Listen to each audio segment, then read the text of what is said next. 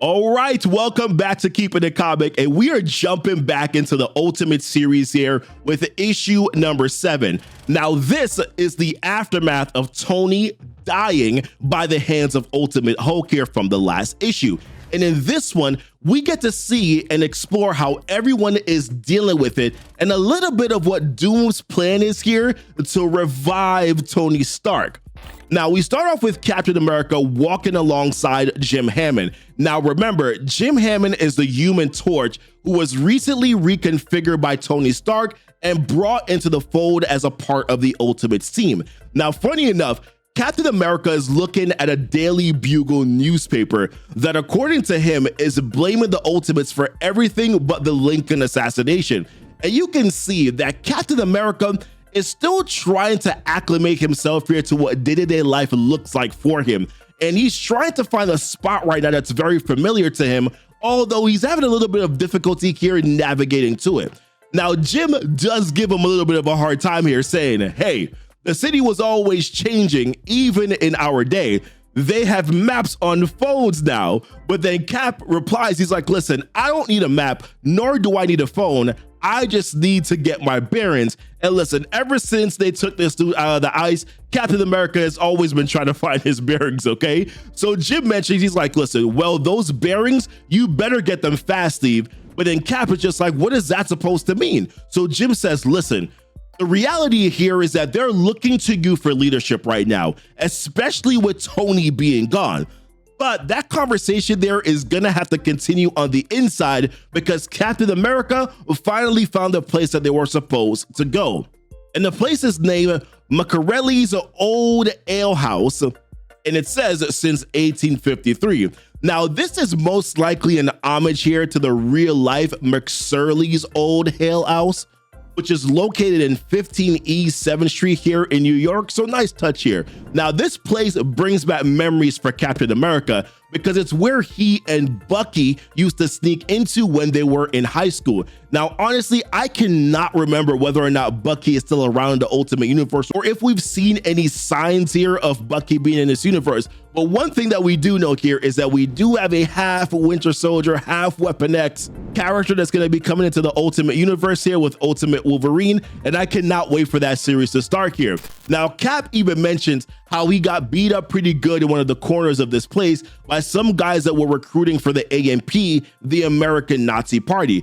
But back to what Jim was saying here, he's basically letting Steve know, like, listen, you and I both know that there is a war that is coming. And between him and Captain America, they've been through this before.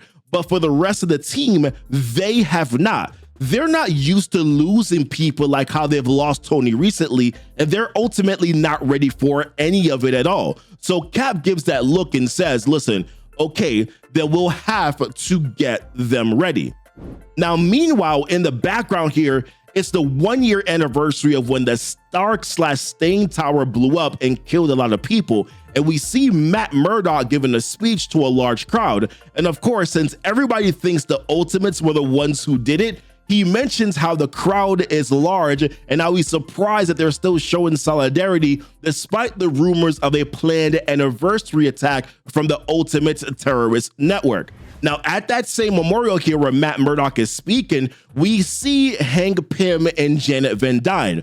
Now, as wisdom, of course, would suggest, they've left their costumes at home. And right now, they're just regular people coming to pay their respects like thousands of others. But the irony is that Matt Murdock is making this speech, and with all the people around them who ultimately think that they're the reason why this all happened in the first place. And it really makes Hank feel some type of way, to the point where he says to Janet, like, man, they really hate us, huh? But then Janet replies, she's like, listen, they don't know us. They don't understand what we're trying to do and what's happened there. And then she's like, to Hank, she's like, what happened there? It wasn't about them. It wasn't about the Ultimate. And she's trying to reassure him, saying, like, you know that, right? Now, as Matt Murdock begins to call out the names of the deceased people, Hank can't help but feel guilty, saying, well, it was a little about us. And then he thought that it would be good after everything that they've been through lately with Tony and also with Janet almost dying, because in the last issue here, she did get swallowed up by one of the members from the Gamma team. So with all that's gone down so far, it's really weighing heavily on Hank. And it's important here to remind you that part of Hank's doubt and paranoia stems from the irreversible brain damage that he has due to what the Maker did, which was mentioned back in issue number 1 when Tony Stark and the original members of the Ultimates met with Hank and Janet for the first time. So not surprisingly, he's having a hard time believing that things will be okay or that things aren't ultimately his fault, because he's been programmed to believe that things are always his fault. And it probably doesn't help as well that Janet is always essentially overcompensating for his massive worry all the time. So Hank continues on. He's like, the things that we've seen, the things that we've done. And then Janet says, listen, Hank, like, please do not do this again. But then Hank insists. He's like, listen, people have died because of us. Innocent people, directly or indirectly. And he doesn't want Janet to pretend that it doesn't bother her, because he knows that she's not sleeping because he's not sleeping and he sees her not sleeping. So he asks a question. He's like, how long do you think that we can keep going like this? And then he discusses further. He's like, I just thought it would be good if we could come here together and mourn. Maybe this was just a bad idea. Maybe it was stupid. But then Janet says, she's like, listen, no, it was a good idea, Hank. And then she kisses him. She's like, it's genius, actually, because we're supposed to be laying low.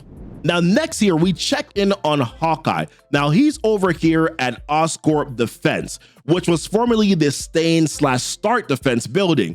Now, we know that Oscorp currently is run by a Green Goblin in Harry Osborn, so it's not quite a good idea for Hawkeye to be messing with this right now, but at least for now, it seems like he might be okay, because the only people that are in there are some security guards here, and there's some workers, and he takes out the security guards here pretty easily. Now, one security guy inside tries to tell him, he's like, listen, you don't know what you're doing here. And the guy behind him is like, listen, bro, just shut up. So the security guy mentions, he's like, hey, these weapons that are here, they're bound for the upper and the lower kingdoms. There's a war going on down there, a secret war. And I'm like, okay, interesting use of words here, because in this Ultimate Universe, this is not the first time that we've seen Secret War. There was an issue here in Ultimate Spider-Man that had the words on like a gaming vending or gaming kiosk here. I'm forgetting what the name of it is actually called.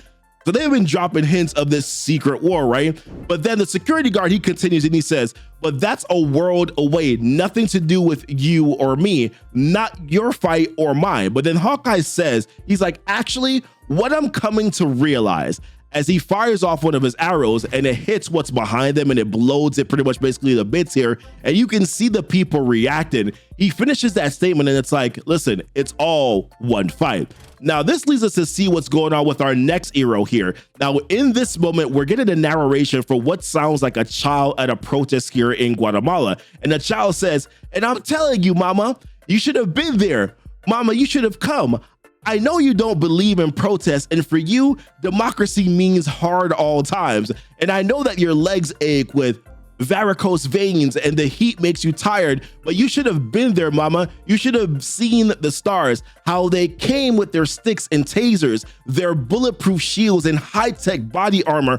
All of this for just a few dozen of us demonstrating in peace. And then the sky opened up above us.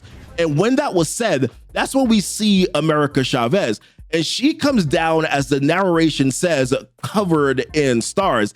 And then the light poured out of her like a vessel or a saint, it says. Now, personally, I thought this was kind of cool, because up until this point in the series, we haven't really seen what America Chavez can do. We got a glimpse of it in the first issue, but this was the first time that we actually saw her in action. And it mentions how she blinked once, and then she basically looked like she melted the cops.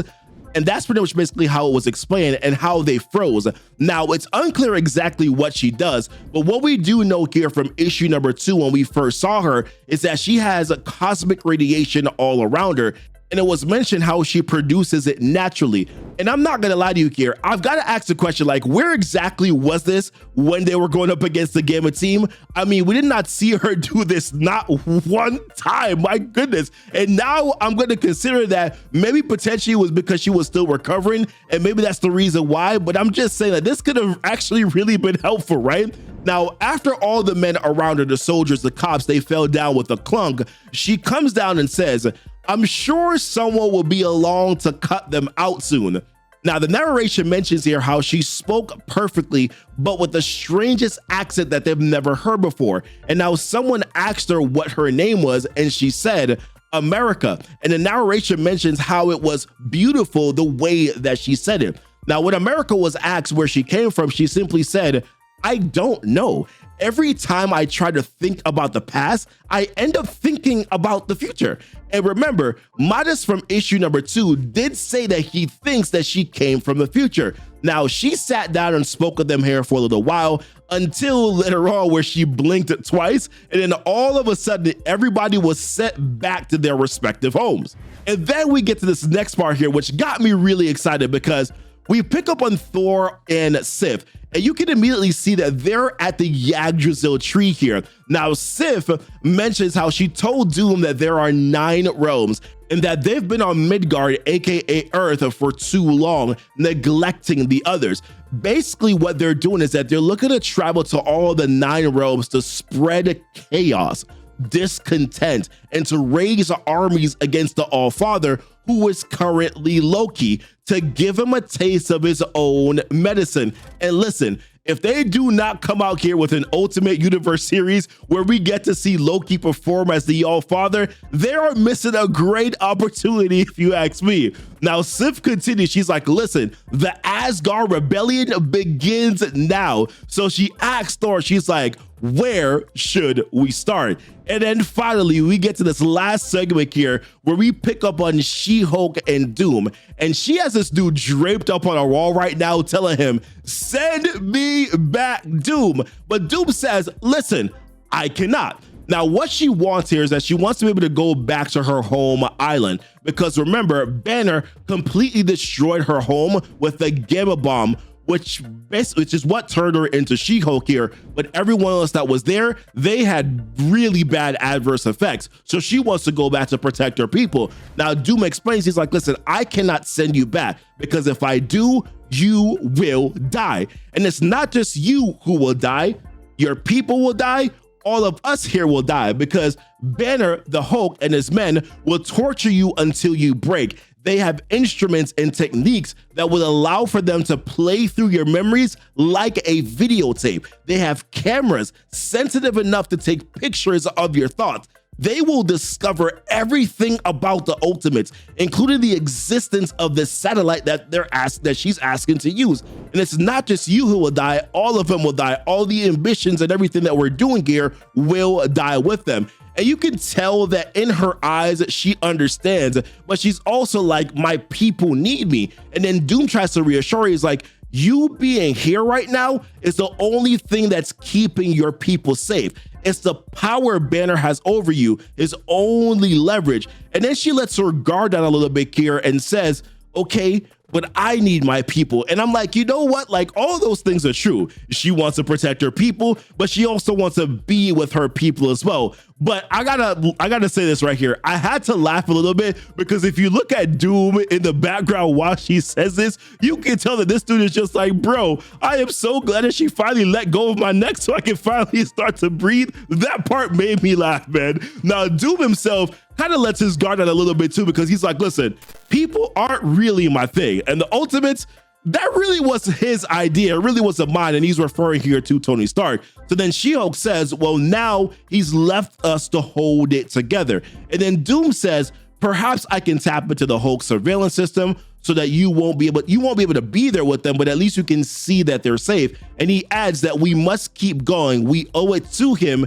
We owe it to them all. And then we see them go over here to this chamber, right, that is currently holding Tony Stark. And he's sedated, and we don't know whether or not there's a pulse or not. But the most interesting thing here to me is the fact that he looks like he has an arc reactor in his chest. Now, usually we're used to seeing this on the suit, but we're never used to seeing this directly on his body. So I wonder now, is Doom figuring some stuff out here with the arc reactor? Is he also going to use the Immortus engine? Is he also going to use the research that he's been doing here to try to bring back the Fantastic Four team? Are all these things connected in the way that he's going to be able to bring back Tony Stark? So we know Tony has to come back because we believe that he does become Kang right in the future. The Kang that we've saw in the Ultimate Invasion series. So this got me really intrigued. What do you guys think? Overall, I thought this was a really good bridge story here. No action, or not a lot of action in general, but some really nice aspects here that finally show some members that we haven't really seen before in action and doing some things, or at least just talking, right? Jim Hammond, Human Torch, America Chavez. I thought this was kind of a really nice way to bring things together. What do you guys think here? Leave it down below in the comments. Like this video if you can for the YouTube algorithm here. Subscribe to the channel if you are new. Check out our link that is down below in the description so that you can follow us here on social media, and where you can also join our Discord and catch up on some other videos from this series. And as always, guys, thank you so much for kicking it with Keepin' It Comic. Bye.